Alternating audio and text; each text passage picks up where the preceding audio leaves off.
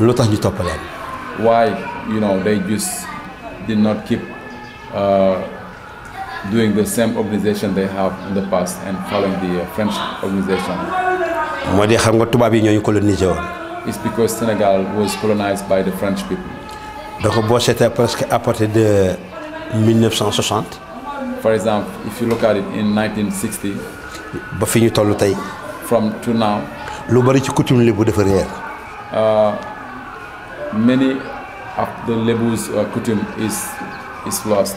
réer bi mooy toppatoo ñu suñu coutume tubaab yi lañ gën topp suñu coutume. Why it's lost is because they don't follow the coutume the one they get from the ancestor. They only follow the coutume of the French. donc topp coutume tubaab yi moo tax léegi ñuy jël lu mel ni étranger bu ñëw ñu muy référé wu ci délégué de quartier. Following the coutume of the French, this is why, for example, if somebody is new at the village and he's not originally in that village, they always send him to see the chief of the village. Pourtant waroon nañu mën a continuer ba léegi délégué de quartier di am quand même borom penc aussi di am. And you know they have to keep respect to follow the things, the same organization that they get from the ancestors. For example, they still have a delegate of quartier. I mean, the responsible of the neighborhood and the borom pench. It means the governor. lu tax léegi délégué de quartier rek am borom penc amul. Why it still exists that they still have delegate de quartier, it means the responsible of the neighborhood, and they don't still have the borom pench. It means also the responsible of the neighborhood. It means governor for the. kon léegi ñun coutume tubaab lañ gën toppandoo suñu coutume. So it's because they following the French organization than the Lebu's organization. pourtant suñu coutume bu baax la bu dëgër. And the Lebu's coutume, Lebu's organization is a very good and very a strong organization. donc ñaari coutume muy coutume tubaab bu fi fekkante coutume bu Lebu bu ñu boole nekk benn li ñoo fait la force pourtant. And for example, if they use the French organization and the Lebu's organization to become one, I mean, it's good because union is power. mënoon nañ su gan ñëwee mu référé wu ci ñaar yëpp maanaam am autorisation ñaar yëpp am autorisation borom penc ba pare te du tere moom autorisation ki nga xam ne moo di délégué de quartier ci wàllu administration.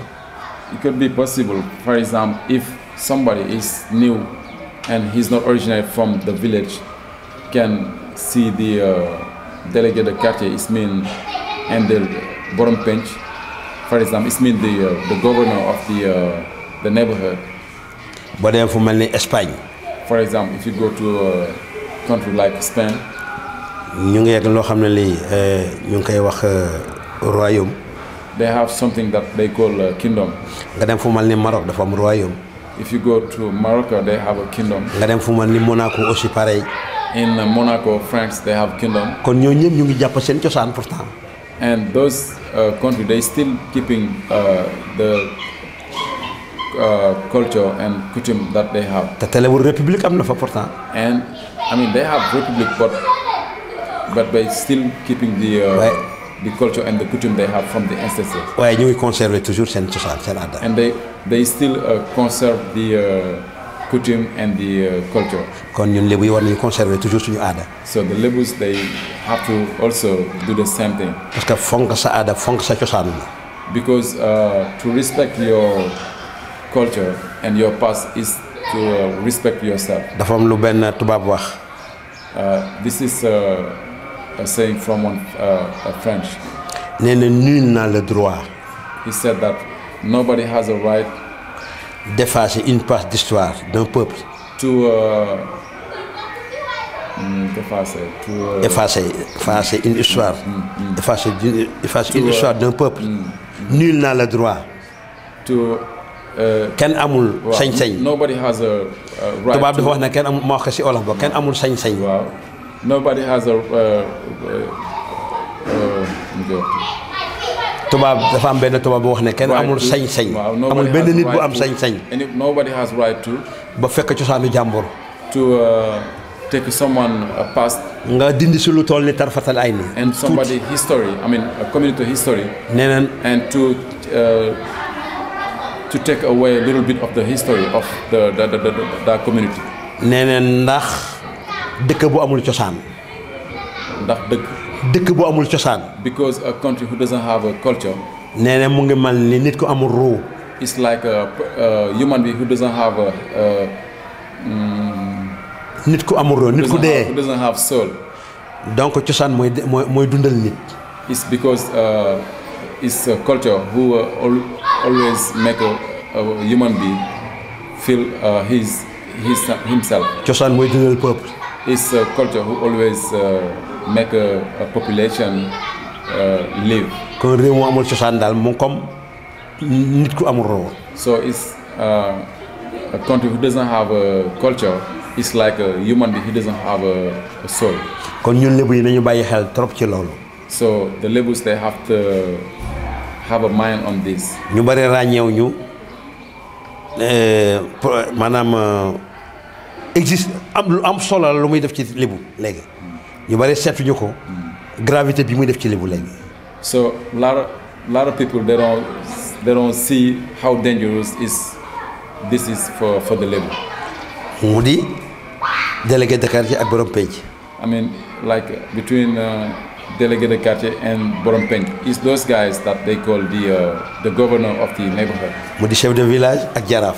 and between chief of the village and jaraaf is mean the president. lu am solo la ñu ràññee leen.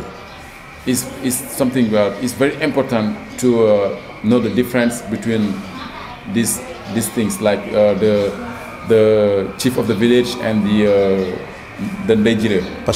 And the Jaraf is mean the president for the Lebu, and the délégué de quartier and the Borom Pench is mean the government for the Lebu. dañ si def beaucoup d'attention. The governor, sorry. na si Lebu yi def beaucoup d'attention si ñaar. And the Lebu they have to be careful about that. ndax ñaari pal yooyu bari na lu Lebu ñàkk tey ñoo tax ñu ñàkk ko muy délégué de quartier ak chef de village. There is many things that the Lebus they lost is they just lost it about between like chief of the village and délégué de quartier. waaw kon maa ngi ñaan toute la population Lebu. So he's just asking the whole Lebu's population.